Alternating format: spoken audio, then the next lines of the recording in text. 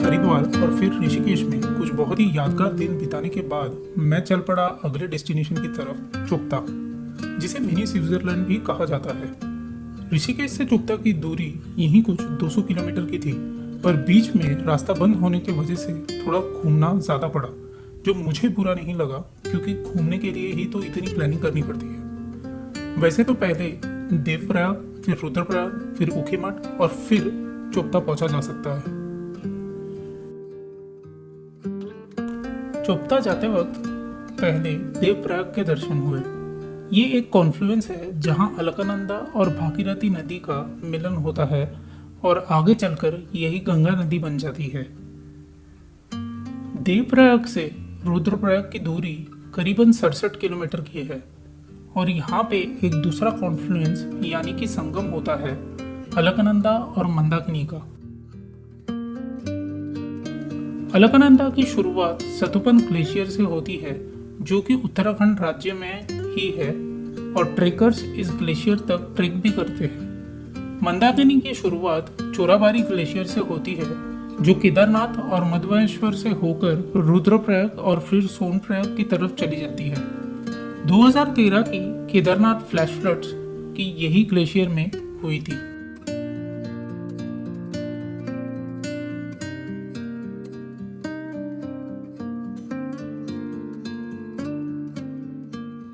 मेरा स्टे चोपता में the bunker cafe and stay इस होटल में था, जिसकी बुकिंग मैंने पहले ही करवा के रखी थी।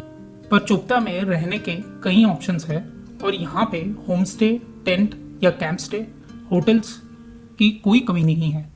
अगर कोई बिना बुकिंग कराए भी आ जाए तो कहीं ना कहीं ज़रूर स्टे मिल जाएगा। ऋषिकेश से चोपता पहुँचने में करीबन 7 घंटे लग गए, जो मेरे हिसाब से थोड़ा ज़्यादा था, पर यह पूरी जर्नी इतनी खूबसूरत है कि इतने वक्त का पता ही नहीं चला। क्योंकि मुझे एक दिन देवरिया ताल और दूसरे दिन तुंगनाथ जी के दर्शन करने थे, इसलिए मैंने ये होटल चूज किया ताकि दोनों तरफ जाने में आसानी हो।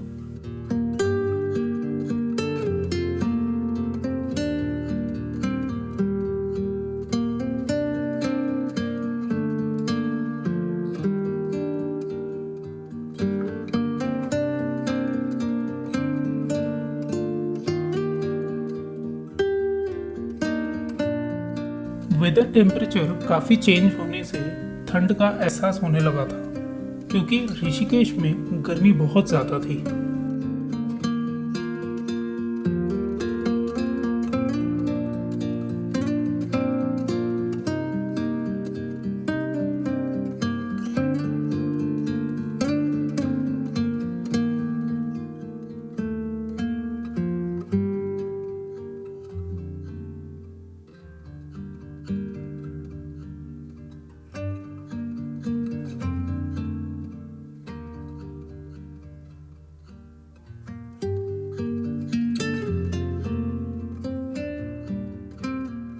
अगले दिन सुबह मैं देवरिया ताल के लिए निकल पड़ा, जो होटल से कुछ ही किलोमीटर की दूरी में है।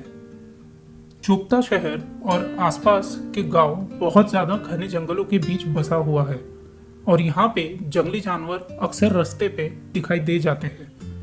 मैं भी यही सोच में था कि कहीं कोई तेंदुआ या भालू रास्ते में निकल आया तो घूमने का मज़ा दुगना हो जाएगा, पर ऐसा हुआ नहीं।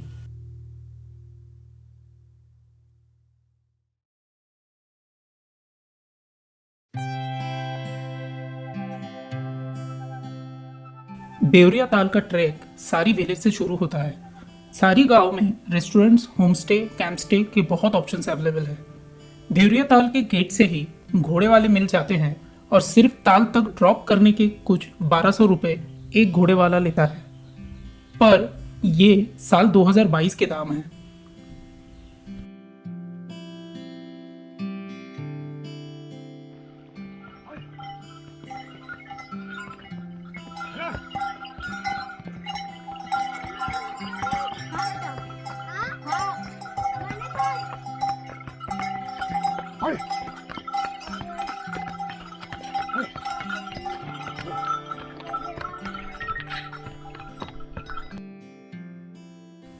मैंने मेरी यात्रा पैदल ही शुरू की, क्योंकि मुझे किसी भी तरह की एनिमल राइडिंग पसंद नहीं है और ट्रेक करने का असली मजा भी पैदल ही आता है।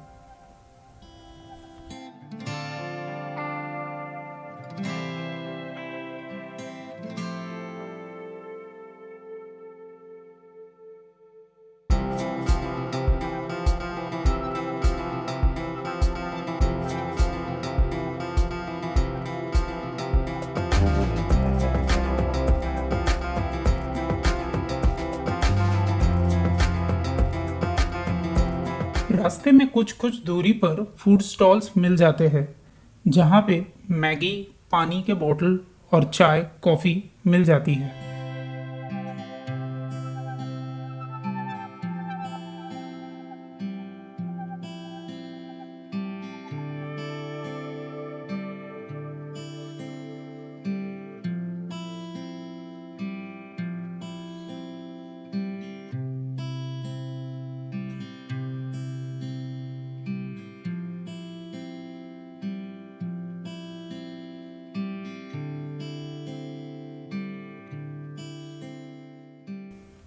देवरिया ताल की चढ़ाई इतनी अधिक होगी ये मैंने नहीं सोचा था। चलने के लिए पत्थरों वाला रास्ता तो बना हुआ है, पर कहीं जगह पर चढ़ाई एकदम सीधी है। अभी तक तो मैं आधा रास्ता भी नहीं पहुंच पाया था और थोड़ी थोड़ी थकान होने लगी। ऐसा तब होता है जब कभी कभार ट्रेकिंग की जाए। इसका ये मतलब भी था कि मुझे और बहुत सारी जगह की ट्रेकिंग करनी पड़ेगी और अपने आप को फिट रखना पड़ेगा।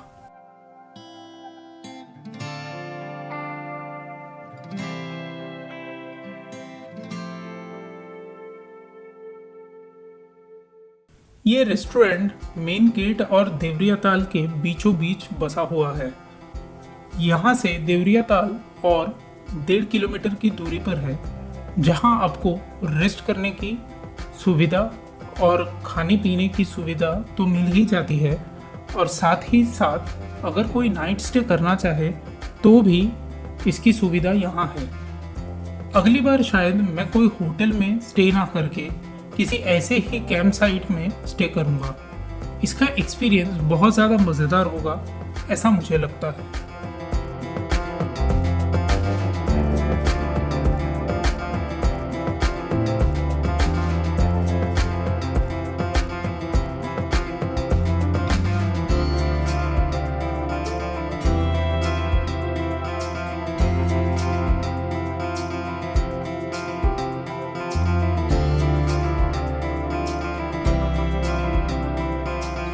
प्रशासन द्वारा बनाए गए ऐसे विश्राम करने की जगह बहुत काम में आती है जब कोई पैदल ट्रेक करता है। मैंने इस जगह पे बैठकर एक टाइम लैप्स शूट किया, जहां मुझे और 2 ट्रेकर्स मिले जो देवरिया ताल देखकर लौट रहे थे।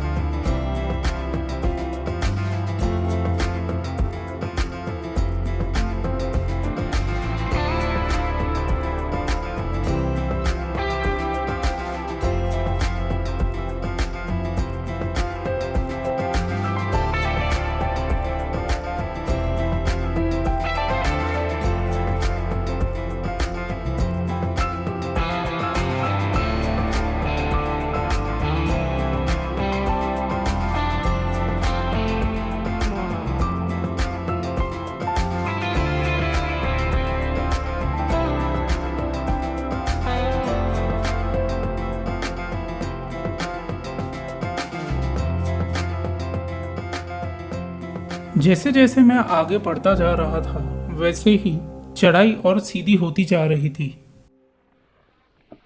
देवरिया ताल की चढ़ाई बहुत ज़्यादा स्टीफ है। अगर आप सोच रहे हैं कि देवरिया ताल इजीली आप चढ़ जाओगे तो ऐसा है नहीं, काफ़ी ज़्यादा स्टीफ चढ़ाई है। चढ़ते चढ़ते हालत ख़राब हो गई, और ये कि 1 लीटर का बोतल गए कुछ 800 मीटर में ही आधे से भी कम हो गया। सो अगर आपको रोज़ चढ़ने की आदत नहीं है, ट्रैकिंग की आदत नहीं है, तो बेटर है यहाँ पे घोड़े वगैरह मिलते हैं, वो कर लीजिएगा। देवरिया ताल की चढ़ाई काफ़ी ज़्यादा है। घोड़े वाले अपनी सवारी छोड़कर लौट रहे थे। यहाँ लोकल्स के हिसाब से ये पूरा रास्ता बस 50 से 1 घंटे के अंदर ही पूरा कर लिया जा सकता है। मुझे तो 2 घंटे से ज़्यादा ही लग गए। हाँ, पर एक बात ये भी है कि मैं वीडियो शूट करते करते और इस जगह का अनुभव लेते लेते अपना सफ़र पूरा कर रहा था। यहाँ से तुंगनाथ और चंद्रशिला को साफ साफ देखा जा सकता है।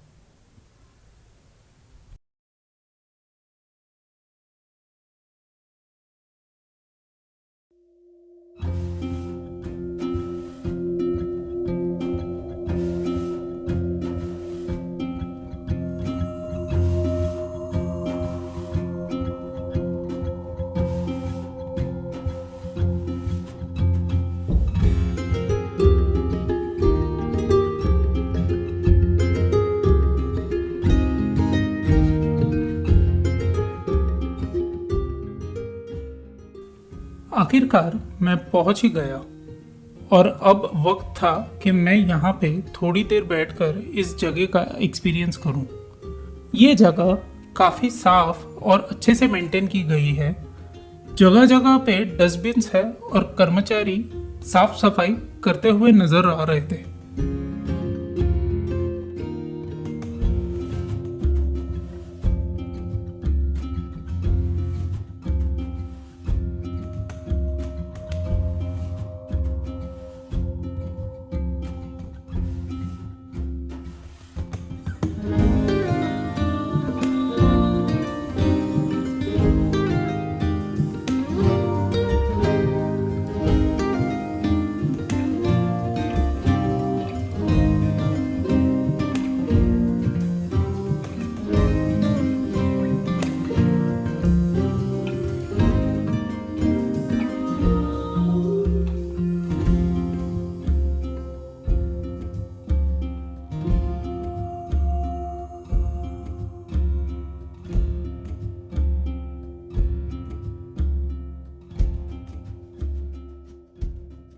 पहली बार देखकर देवरिया ताल काफी छोटा नजर आता है, पर जैसे जैसे इसके पास आते जाते हैं ये ताल बड़ा लगने लगता है। बादल होने के कारण मुझे देवरिया ताल से दिखने वाले ऊंचे ऊंचे बर्फ के पहाड़ नजर नहीं आ रहे थे। इससे मुझे थोड़ी सी निराशा तो हुई।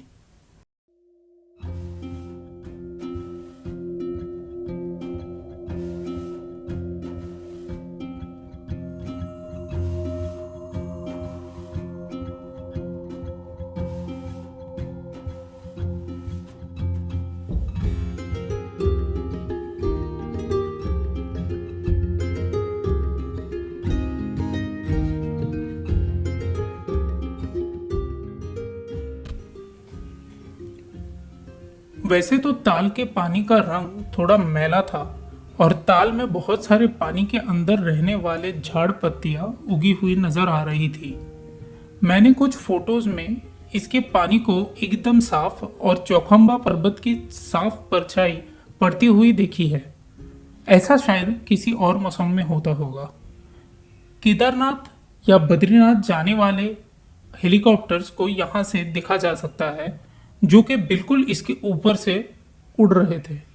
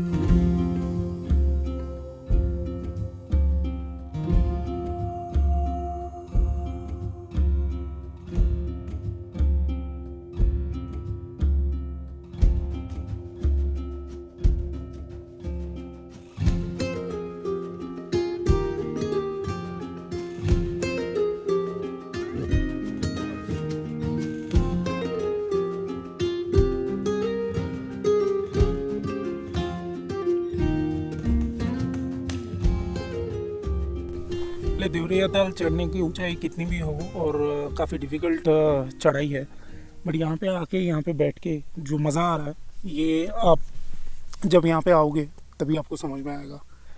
यहाँ पे पहले कैंपिंग अलाउड था देवरिया ताल के इर्द गिर्द। ये जो आप मेरे पीछे देख रहे हैं, ये जो पूरा ग्राउंड है यहाँ पे पहले कैंपिंग अलाउड थी, बट यहाँ पे अभी ये सब कैंपिंग वगैरह बंद कर दिया है। यहाँ पे एक ऑफिस है, फॉरेस्ट डिपार्टमेंट का ऑफिस, जो कि ये यहीं कहीं पे है। फॉरेस्ट डिपार्टमेंट के ऑफिस में पर हेड एडल्ट का 150 रुपये, मतलब 300 रुपीज़ हम दोनों आए हैं और साथ में एक बच्चा है, तो पर एडल्ट का 150 रुपीज़ ये लोग चार्ज करते हैं देवरिया के लिए। और 3 घंटे का एक लिमिट है जो इन्होंने सेट करके रखा है। उसके बाद भी अगर किसी को बैठना हो तो मुझे आइडिया नहीं है वो कैसा होगा, बट यहाँ पे आके मज़ा बहुत आ रहा है। यहाँ पे ये साइड जो है, यहाँ पे पूरे बर्फीले पहाड़ है, शायद से चौखंबा रेंज है वो, मैं देख लूँगा एक बार। यहाँ पे नेटवर्क इतना स्ट्रॉन्ग नहीं है तो मैं उसको चेक नहीं कर पा रहा हूँ कि वो चौखंबा पहाड़ है कि नहीं, बट उसमें पूरे बर्फ़ गिरे पड़े हैं और वो मैं ऐसे देख पा रहा हूँ उसमें बर्फ़ है, लेकिन बहुत क्लाउडी होने की वजह से वो क्लियरली मुझे नज़र नहीं आ पा रहा है, मतलब कैमरे में मैं कैद नहीं कर पा रहा हूँ। बट जैसे ही और थोड़ी सी शाम होगी मैं ट्राई करूँगा। अभी बज रहे हैं यहाँ पे 3:30 और वेदर बहुत अच्छा है। मई का महीना है, जून का महीना है और वेदर काफ़ी अच्छा है यहाँ पे, काफ़ी ठंडक है और बहुत प्लेजेंट वेदर है। तो अगर आप यहाँ पे आ रहे हो, चोपता आ रहे हो, तो देवरिया ताल इज़ अ मस्ट विजिट।